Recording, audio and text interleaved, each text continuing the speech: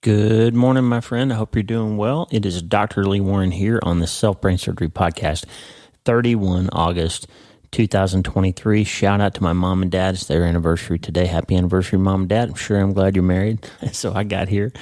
Listen, friend, it's almost the end of All In August, and I hope you've had a good time kind of getting your brain on going all in, pursuing the things that God's calling you to, learning how to stand up to the massive things that come along and all the different ways that we've tried to go all in this month. I just became aware of a problem with the podcast feed. There are some podcast services that haven't been updating the episodes since August 13th.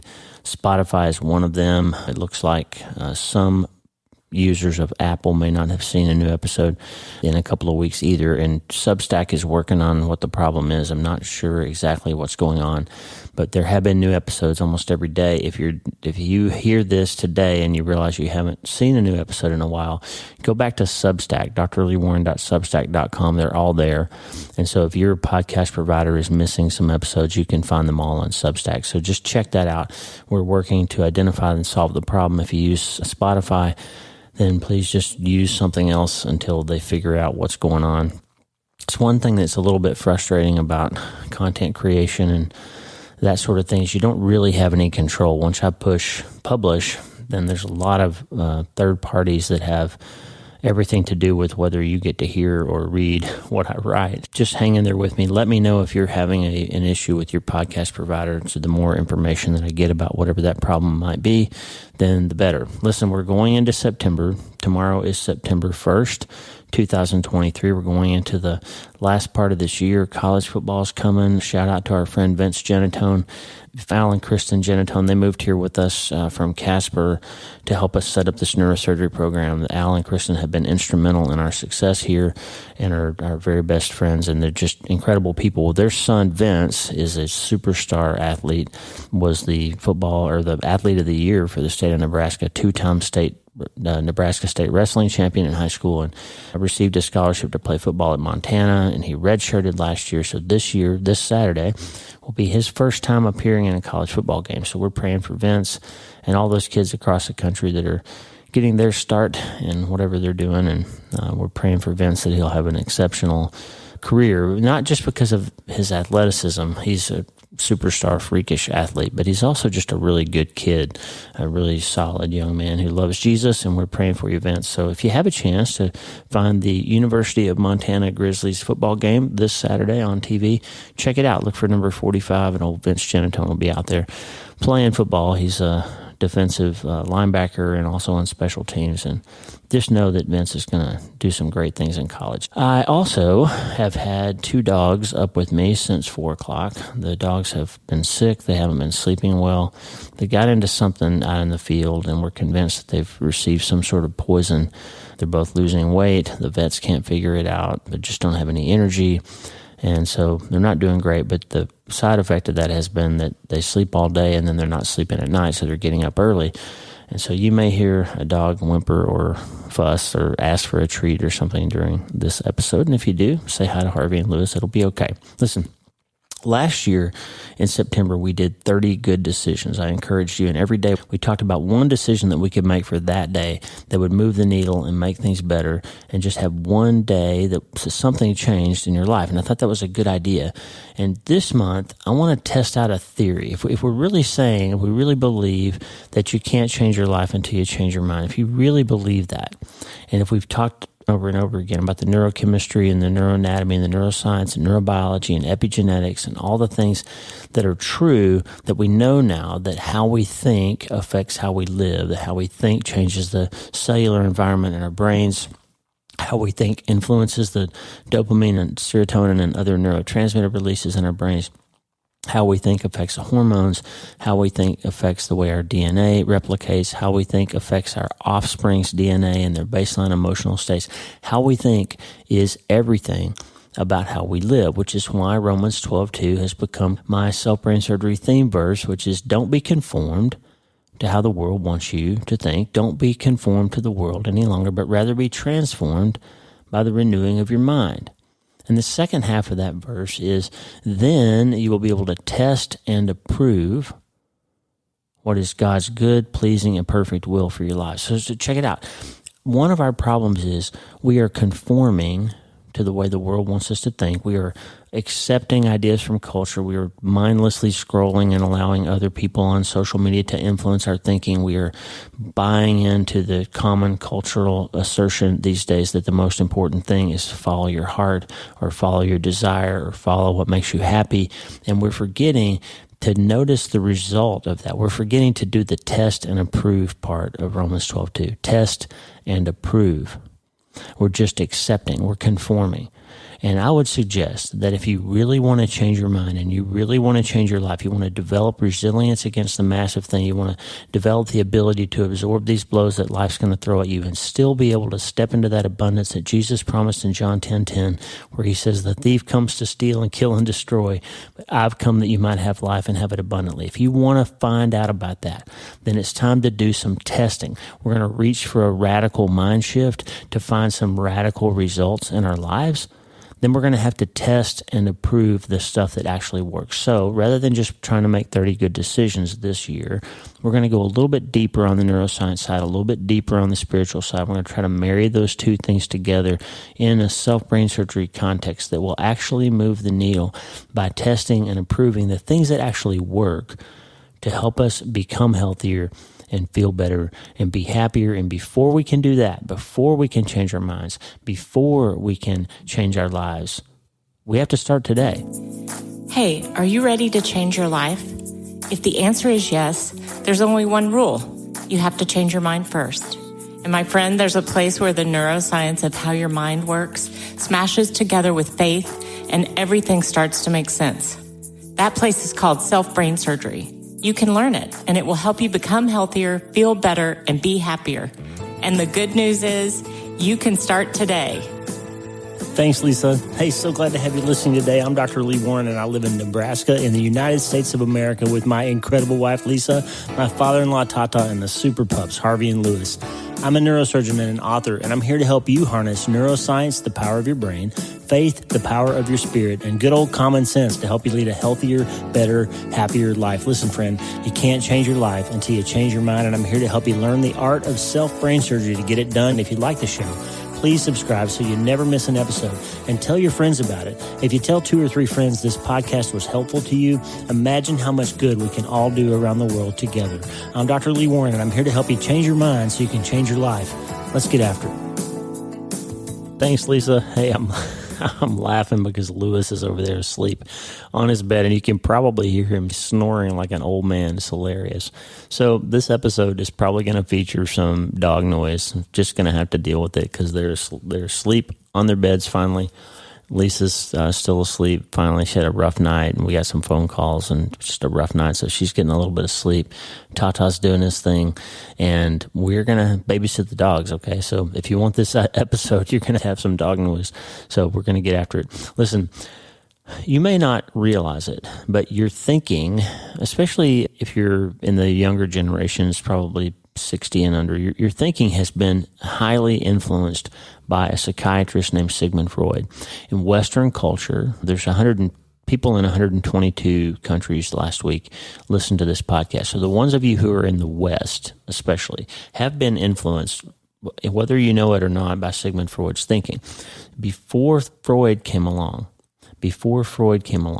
most of Western thought was highly shaped by Augustine. St. Augustine of Hippo, this guy that was a well-known philosopher who came up with the idea that really was the first beginning of what now would be considered existentialism, although quite a different twist on it that Augustine had.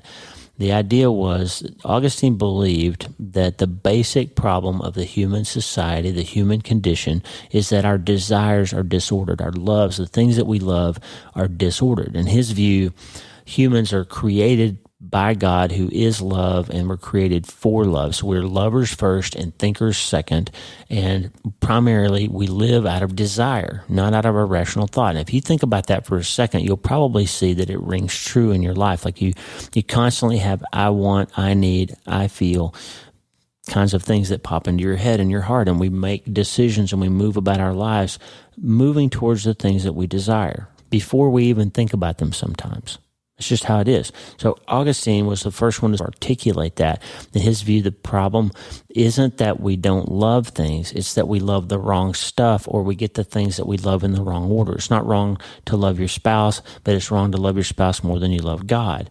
And if you get it out of order, you'll never be really happy, because the more tightly you hold on to something that you could lose, my second book, The Things We Think We Know, in the subtitle, the more you hold on to things that circumstances could take from you, or the more you hold on to things that you think you need that might have their own opinion or feeling, and they may not need you or value you in the same way that you feel like you need them or value them, or the more you think you need to be a superstar athlete or to have sex with a particular person, the more that you think you have to have that thing. If you lose that thing, guess what? You're not going to be happy. But when you have God in first place, everything else seems to fall in line, and your loves become properly ordered.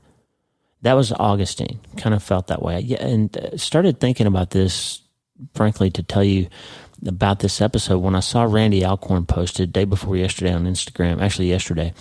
He said something that crystallized my thinking on this as I was trying to decide what I was going to talk to you about today. And Randy Alcorn on Instagram said, "Every thirst for beauty is a thirst for Christ. Every taste of joy is but a foretaste of more vibrant joy than can presently be found on earth. One day we'll realize that as we went down every dead-end street pursuing what we thought we wanted, it was really Him we were searching for, longing for, and He alone could ever only satisfy us." Randy Alcorn said that in his book, Face to Face with Jesus. Listen, that's the whole message of Psalm 37:4. We've talked about how Psalm 37, this fret not yourself verse, is so important to us in changing our minds. But Psalm 37:4 is delight yourself in the Lord, and He will give you the desires of your heart. That's Augustine in a nutshell, okay? He's basically taking that from Psalm 37:4.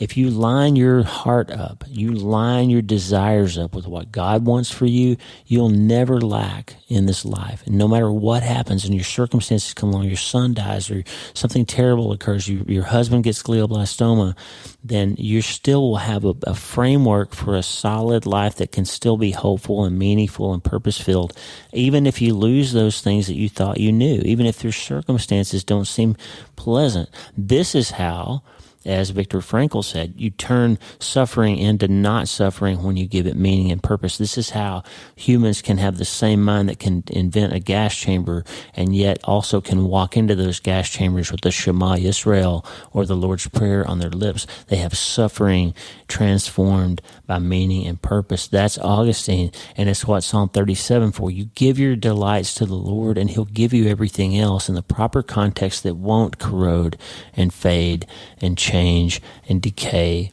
with time. Here's the problem. Somewhere along the way in the 20th century, Sigmund Freud came along. And Freud says, wait a second. It's not God you want to pursue. It's your feelings. It's your desires. You want to pursue what makes you happy. And it's funny because Freud's been largely discredited as a psychiatrist. His psychotherapy ideas have largely been tossed aside. He got most everything wrong if you read what modern psychiatrists and psychologists think. But his worldview stuck. And I think it stuck because it gives us permission to chase after the things that we think we want. Remember, though, that you have an enemy. If you're not a spiritual person, just evaluate this scientifically and look at the results of people who pursue their desires and see how it makes them happy. As Dr. Phil always says, how's it working for you? And just ask yourself the question. If you get up to August 31st, 2023, and you're listening to this podcast, I would suggest that there's a pretty high chance that there's some things in your life that you're not quite happy with, that you've been chasing something or trying to recover from something, or you've been trying to stop something or start something, and there's still not the traction that you want. There's still not the traction that you want, and you're trying to figure it out. I would suggest to you that maybe the results aren't what you want because the method that you're applying isn't the right method. So if we're going into September and we're going to say, hey, we want a radical mind shift here, then we're going to have to evaluate critically, test and approve the things that we've been deciding to pursue or do in response to our desires, to see if we can order them in a different way that might produce better results. Wouldn't that be smart? Like, just don't let me preach to you, and don't say, well, Dr. Warren's telling me I got to read the New Testament or I got to follow this Jesus guy or whatever. Don't do that. Just say, look, I'm looking at my life and I'm saying I made this decision and it didn't produce happiness.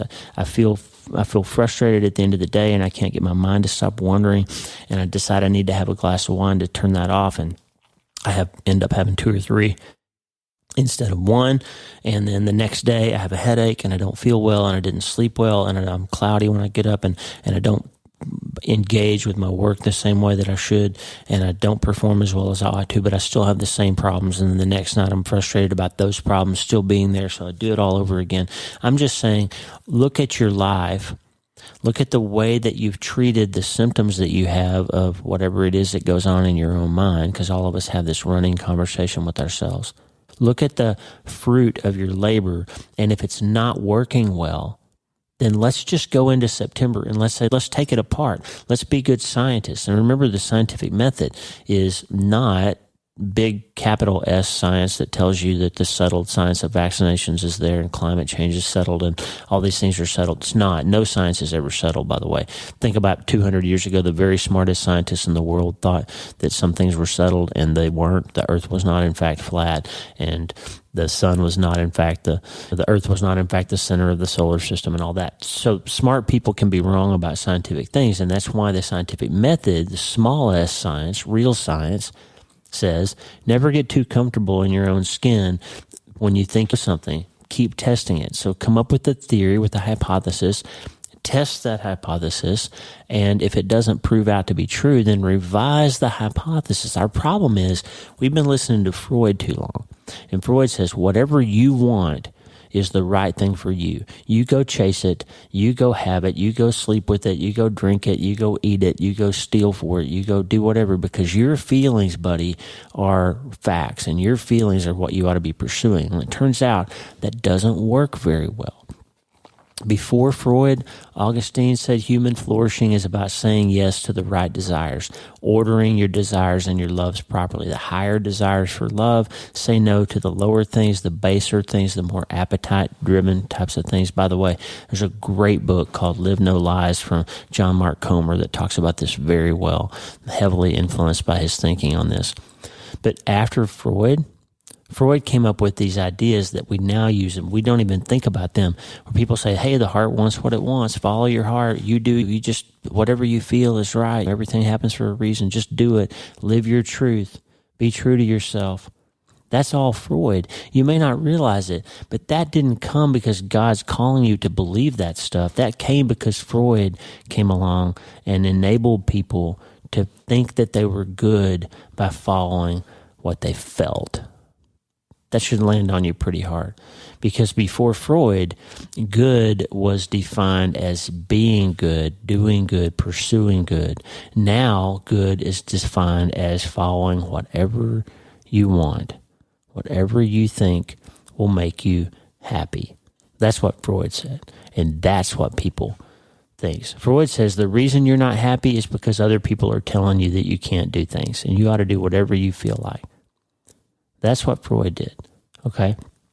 A largely discredited psychiatrist has had a huge impact on our worldview, our Weltanschauung. If you've read my new book, Hope is the First Dose, there's a chapter about worldview. How we see the world affects everything about what we decide to do and how we perceive everything. For Freud, happiness has become about feeling good, not being good. And so theology then, as John Mark Comer said, theology turns into therapy. So instead of pursuing God's will for your life, you get a therapist to enable you to think the way you think and feel what you feel and pursue what you want.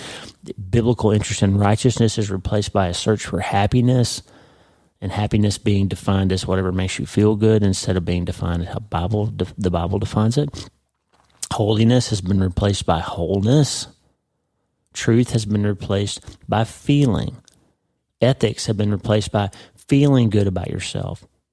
And so John Mark Comer says the world shrinks to the range of your personal circumstances. The community of faith shrinks to a circle of personal friends. The past recedes. The church recedes. We're in the postmodern, post-Christian worldview. And all that remains is you and what you want. Self is the new God. Comer says. Self is the new spiritual authority. Self is the new morality. Here's the problem, though.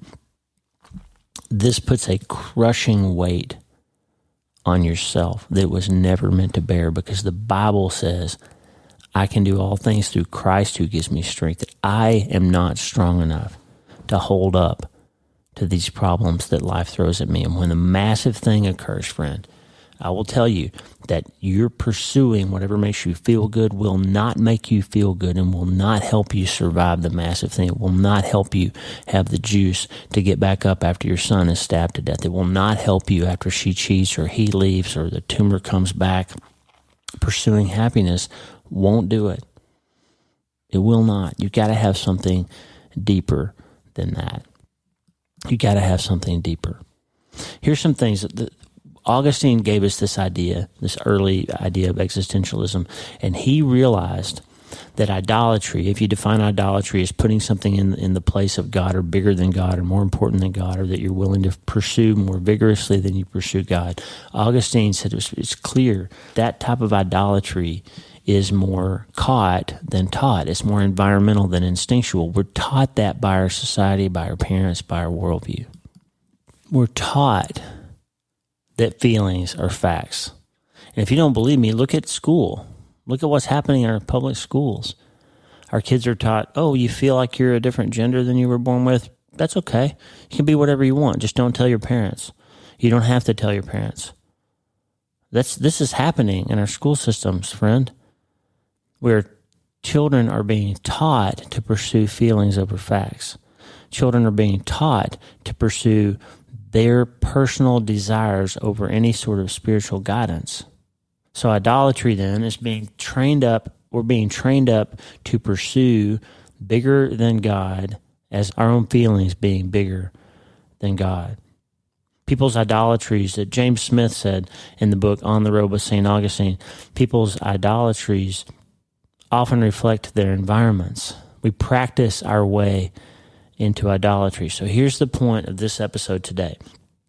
We're going to start tomorrow, but I just want to set it up today by saying we're going to vigorously, rigorously examine the decisions that we make using the self-brain surgery neuroscience angle of how we can actually change our brains and change our bodies and change our genetics and change our offspring by learning how to change differently, to think differently about the things that we feel instead of feeling and making ourselves behave according to our feelings.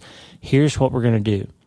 If it's true that idolatry and pursuit of happiness and the pursuit of these things that aren't working to help us become healthier and feel better and be happier, if it's true, then if we can practice our way into idolatry, we're going to switch that and practice our way into freedom instead. Now, that sounds like a contradiction because we think our current worldview and society says freedom is the freedom that you have to do whatever you feel like. But I want to ask you one more time, how's that working for you? Okay? If it's not working, if you can't figure out why you're not making progress in recovering from your grief journey or recovering from your loss, if you're not making progress on kicking that habit or changing that behavior that's cost you so much, if you're not finding the spiritual growth that you want, maybe it's because your loves are disordered. Maybe we need to put Freud down and pick Augustine up again. Maybe. Okay? We're going to spend a month practicing our way into freedom, because what's really free, Jesus said, I came here to give you freedom. Okay? What the Son sets free, he says, is free indeed. So the problem is, if you think that choosing whatever makes you feel good is going to make you free, then just ask yourself again. Let Dr. Phil look you in the eyes across the couch and say, how's that working for you? Does pursuing your own feelings in the course of calling them freedoms actually make you feel more free, or are you actually a slave to some of those things and you can't stop it, or you can't change it, or you can't start it, or you can't fix it? And then maybe we need to redefine freedom. As Psalm 37:4 said, we delight ourselves in the Lord and he'll give you the desires of your heart. How about that? All right, so that's where we're going to go this coming month. We're going to look vigorously. We are going to pursue changing our minds and understanding that the things that we've been doing haven't been working, and they're not working because our premise has been wrong. We're not pursuing the things that we think will give us abundance because those things were never able to give us abundance. And we need to change our definition. And remember what Randy said, everything we've thought we were thirsty for turns out to be really we were thirsty for Jesus, and we were just looking in the wrong place. Every taste of joy is but a foretaste of something better. That's what Paul talked about. We're seeing through the mirror dimly. We're looking through a glass that's dirty, and we know there's something better out there on the other side. And everything we're trying here leaves a bad taste in our mouth, or it fades too quickly. We drink the water that makes us still thirsty. And Jesus said, I've got something for you, a bread that when you eat it, you won't be hungry anymore, and a water when you drink it, you won't be thirsty anymore. And I'm telling you, friend, your brain is designed to help you produce better feelings and better lives. Your brain is designed to help you operate and navigate this world in a highly efficient and pleasant way, because Jesus said it plain, I came here so that you might have abundance. But the enemy, and if you don't believe in the actual literal devil, then just believe that you've got a neurochemical enemy in your brain that is negative at its baseline. It's biased towards negativity. It wants to limit you because all it cares about is survival. It doesn't care about thriving. It cares about not burning your hand on the stove. And so if you're tired of reflexively pulling yourself out of every situation that might offer you some goodness because you're afraid, you're tired of the fear, you're tired of the anxiety, you're tired of the depression, you're tired of the past holding you back, you can't move forward because of the massive thing that's occurred, then I got news for you, friend. There is a way to get there from here. That's the definition of hope. You can remember and move towards hope. You can flex that verb of hope, because hope is the first dose of the treatment plan that will help us make progress in our lives in September towards the goal of becoming healthier, feeling better, and being happier. And friend, you can't change your life until you change your mind. And all I need you to do is take a month to be a good scientist with me, to learn the practice and the art of self-brain surgery. Max Lucado and I are going to sit down on Thursday night of next week, a week from tonight, and we're going to sit down and talk about hope for an hour.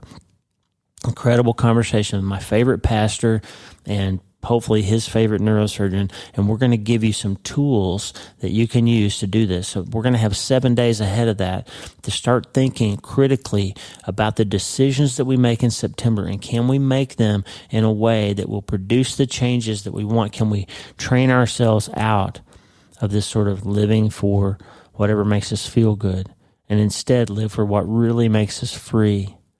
Because we want to be free, because that's how we're going to become healthier and feel better and be happier. We're going to change our minds, and we're going to change our lives in September. But more importantly, we are going to start today. Hey, thanks for listening. Please subscribe to the show so you automatically get every episode. And if you like the show, you'll love my weekly letter. Check out my writing at drleewarren.substack.com, drleewarren.substack.com. Get the free newsletter every week for my best prescriptions for becoming healthier, feeling better, and being happier through the power of faith and neuroscience smashing together via self-brain surgery. drleewarren.substack.com. And if you need prayer, go to the prayer wall at wleewarrenmd.com/prayer. The theme music for the show is Make Us One by Tommy Walker, graciously provided for free by the great folks over at TommyWalkerMinistries.org. Check it out and consider supporting them. TommyWalkerMinistries.org. Remember, you can't change your life until you change your mind. And the good news is you can start today. I'm Dr. Lee Warren. I'll talk to you soon. God bless you, friend. Have a great day.